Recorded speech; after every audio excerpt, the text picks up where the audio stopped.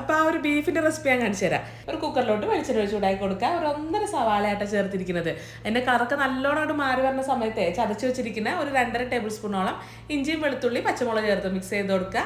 എന്നിട്ട് അതിൻ്റെ അകത്തേക്ക് ഒരു പകുതി തക്കാളി ചെറുതാക്കി എടുത്തിട്ട് അതും ചേർത്ത് കൊടുക്കുന്നുണ്ട്. ഇനി ഇതിൻ്റെ അകത്തേക്ക് ഉണ്ടല്ലോ പൊടികളായിട്ട് 2 ടീസ്പൂൺ മല്ലിപ്പൊടി, 1 ടീസ്പൂൺ മഞ്ഞൾപ്പൊടി, ഒരു 3 ടീസ്പൂൺ കാശ്മീരി ചില്ലി പൗഡർ ചേർത്ത് കൊടുക്കുന്നുണ്ട്. പിന്നെ എല്ലാം കൂടെ നല്ലോണം മിക്സ് ചെയ്ത് കൊടുക്കുക. ഇതിൻ്റെ ആ ഒരു പച്ചമണോ പച്ചച്ചോവയൊക്കെ പോയി കഴിഞ്ഞാൽ വൃത്തിയാക്കി വെച്ചിരിക്കുന്ന ഒരു 3/4 കിലോ ബീഫാട്ട ചേർത്ത് കൊടുത്തിരിക്കുന്നത്. അതിൻ്റെ അകത്തേക്ക് കുറച്ച് കറിവേപ്പിലയും 1 ടീസ്പൂൺ ഉലുവയും ആവശ്യത്തിന് ഉപ്പും ചേർത്ത് കൊടുക്കുക. നമ്മുടെ മസാലയായിട്ട് നല്ലോണം മിക്സ് ചെയ്ത് കൊടുക്കുക. എന്നിട്ട് കുറച്ച് വെള്ളം വേണമെങ്കിൽ ചേർത്താൽ മതിയിട്ട് ബീഫ് നല്ലോണം വെള്ളം ഇറങ്ങി വരുമല്ലോ. എന്നിട്ട് കുക്കർ അടച്ച് വെച്ചിട്ടേ നമ്മൾ ഈ ബീഫ് നല്ലോണം വേവിച്ചെടുക്കുക. ഞാൻ ഈ ബീഫ് വേവിക്കുന്നത് ഒരു വിസിൽ ഹൈ ഫ്ലെയിമിലും കൊടുക്കും, പിന്നെ ഒരു 20 മിനിറ്റ് ഏറ്റവും ലോ ഫ്ലെയിമിലും വെച്ചിട്ടാട്ടോ ബീഫ് വേവിച്ചെടുക്കൽ. ബീഫൊക്കെ നല്ലോണം അങ്ങോട്ട് വെന്ത് കഴിഞ്ഞാലേ അതിൻ്റെ അകത്തേക്ക് 1 ടീസ്പൂണോളം ഗരം മസാലപ്പൊടിയും 2 ടീസ്പൂൺ കുരുമുളകിൻ്റെ പൊടിയും കുറച്ച് മല്ലിയിലൂടെ ചേർത്ത് പിന്നെ നല്ലോണം മിക്സ് ചെയ്ത് കൊടുക്കുക. അപ്പോൾ ഇത്രേ ഉള്ളൂ. ഇപ്പോൾ നമ്മളുടെ ബീഫ് കറി ഇവിടെ റെഡി ആയിട്ടുണ്ട്. നമ്മുടെ ചാറ് എന്തോരം വേണമെന്നനുസരിച്ചിട്ട് അത് വേണമെങ്കിൽ